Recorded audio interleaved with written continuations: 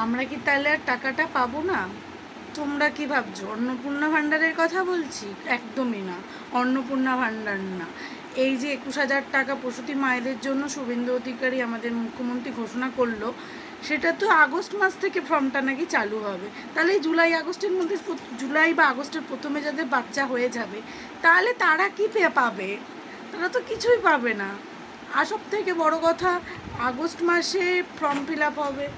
এইবার এটা নাকি একটা ক্রাইটেরিয়া রয়েছে যে যারা প্রথম সন্তানের ক্ষেত্রে এটা পাওয়া যাবে।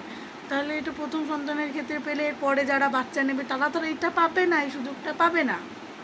তাহলে আমাদের এই জুলাই থেকে আগস্ট বা এর মধ্যে তো আমরা যারা পড়ছি তারা কেউই পাচ্ছি না। আর সবথেকে বড় কথা হচ্ছে আমাদের তো তোমার যখন এই প্রতিশ্রুতি দিয়ে সরকার এসেছিল, এটাই প্রতিশ্রুতি ছিল, হ্যাঁ, তাহলে সেই যখন সরকার গঠন হয়ে গেছে তখন থেকেই ফর্মটা চালু করতে পারতো।